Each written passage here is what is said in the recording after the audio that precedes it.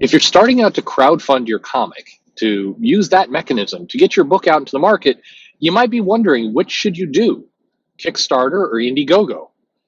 What you might not realize if you're a creator is that by picking one option or the other, you're pseudo declaring yourself as part of this culture war, even though you didn't realize it. Is that fair? Well, of course it's not fair, but let's talk a little bit about how it got there.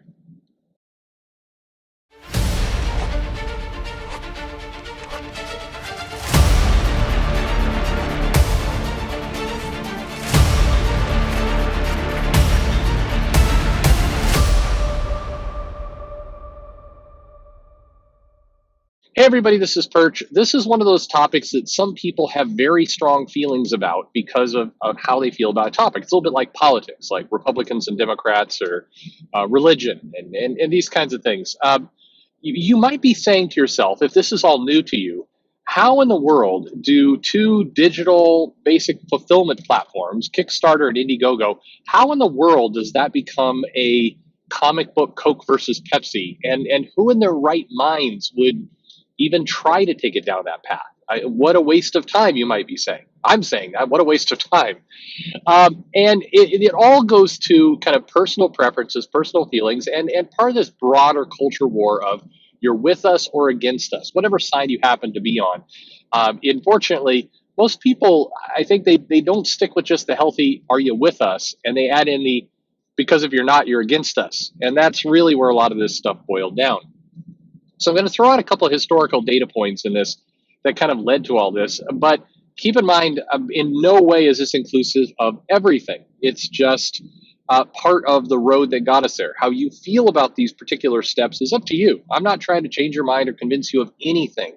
That is not my point. My position is purely these are fulfillment programs, and anyone who is looking to assign some greater cause behind them is nuts.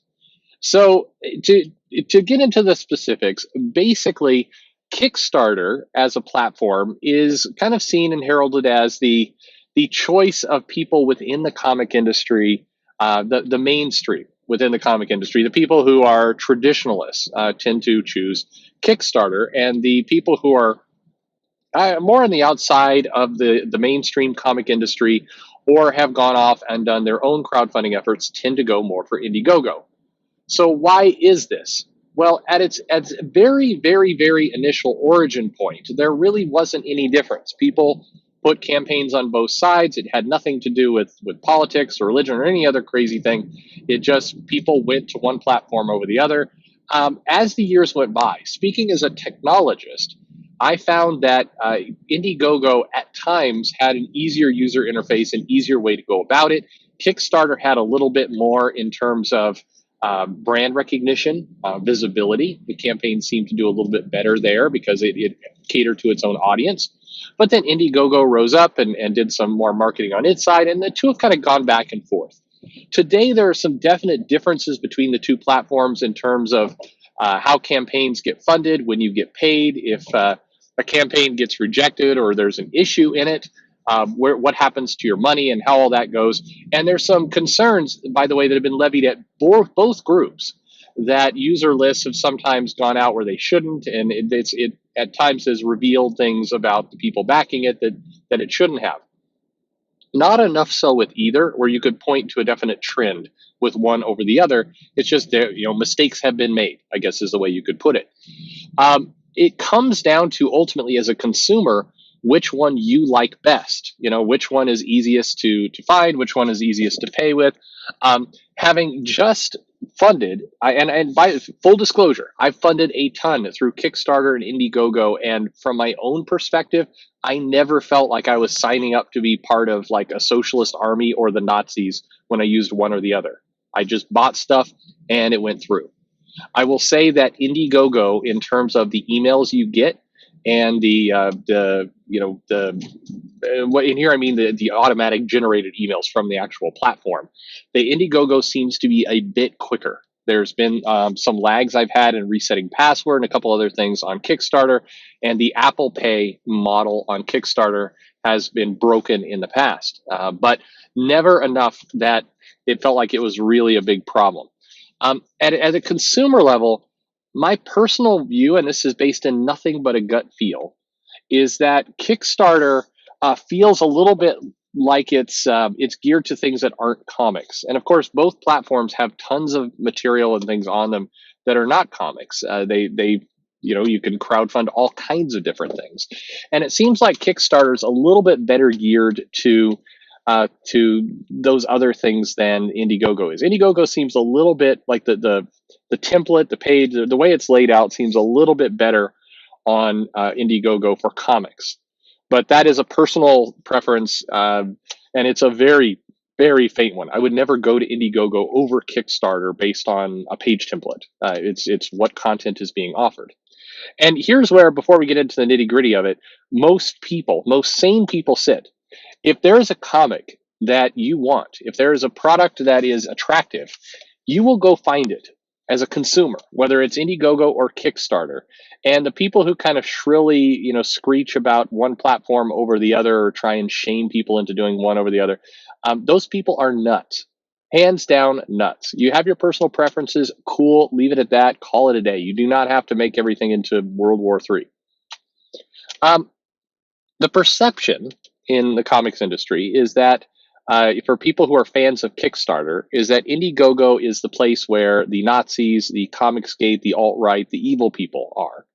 And the perception from the fans of Indiegogo seems to be that Kickstarter is a place where the gatekeeping, the socialists, the troublemakers are, the people who are trying to push down comic creators and new comic creators. Both of these are perceptions that really don't ever match up to the simple fact of you find something, you pay for it, you get your product. What all this nonsense has to do with that is anyone's game.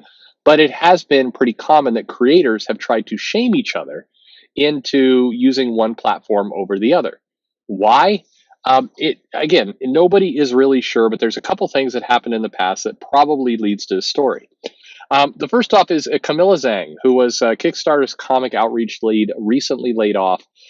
She was part of the Kickstarter union and other things. She did a lot of blocking on Twitter, and a lot of the people she blocked, and she was known for being, I want to say, outspoken, but she definitely had a point of view, and she ran kind of the outreach program she ran. Definitely favored some over others. I don't think that's an unfair thing to say. I think that she definitely had her preferences, and those preferences came out in who she reached out to and what she did.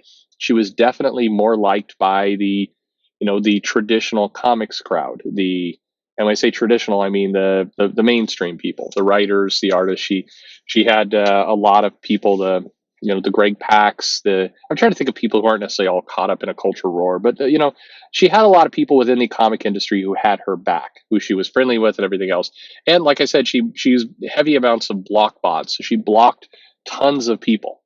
I'm blocked by Camilla Zhang. I have no idea. I never interacted with her on Twitter. I could only assume I followed somebody she didn't like at some point, and there you go. I'm confident in saying she didn't find me specifically and go reach out, but I have nothing against her. I've interacted with her at con and some other places, and she seemed like a nice enough person. I don't know. I don't really. I don't know. Pretty. What do I want to say? They're vanilla. That's not the right word. Just I don't know. She's a person. She tried to curate a line for comics, and I don't know really what more there needs to be said there. But there was definitely some Twitter shenanigans as they happen that she got caught up in, and I think that has a lot to do with why people dislike Kickstarter and why there got to be the idea that they're woke, for whatever that means anymore. It's hard to tell what that means anymore. But that's where that sits. On the Indiegogo side of the world, one thing that happened, and I may have the details slightly wrong here, is that Richard Meyer, when he was doing Jawbreakers, or doing one of his, I'm not sure if it was Jawbreakers or one of his others, he got pulled off of Kickstarter, or he started on Kickstarter and then he went to Indiegogo. And I'm gonna be the first to raise my hand and say I do not know the background and the story of what happened. I've heard various stories of Kickstarter kicked him off. I've heard that he did something that violated Kickstarter's rules and they kicked him off. I heard that he left voluntarily because Indiegogo was a better deal. I don't know. And if you'd like to in the comments below, you can educate me, but it really doesn't matter.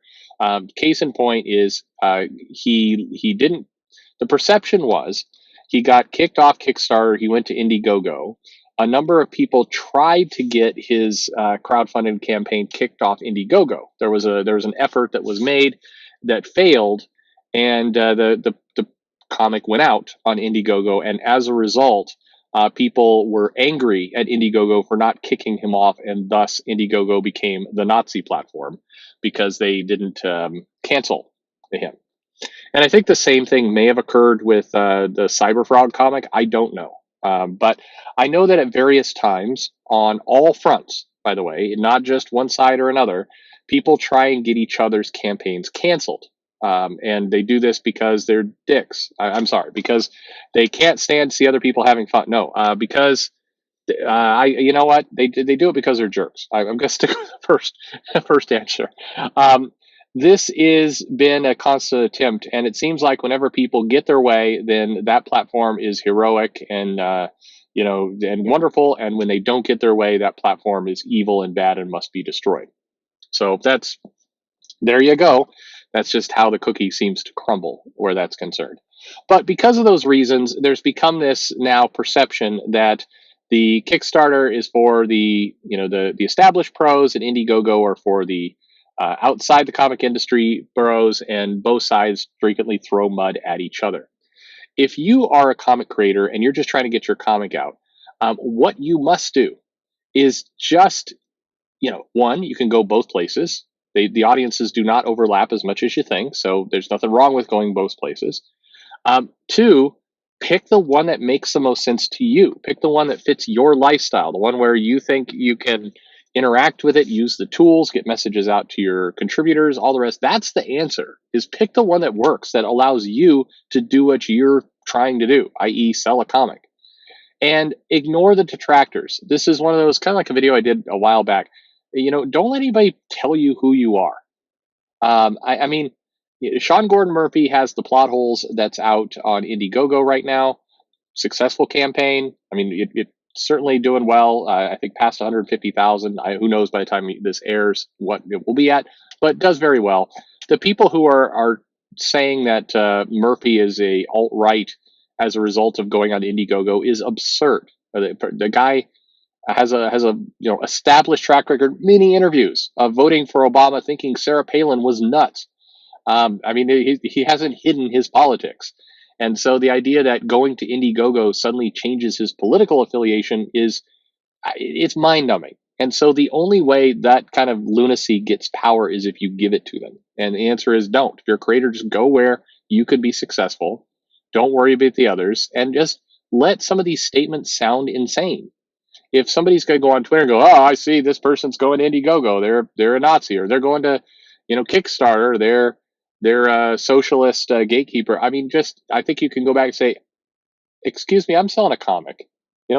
Pardon me, sir. This isn't Arby's. I'm selling a comic here. I don't know what to tell you.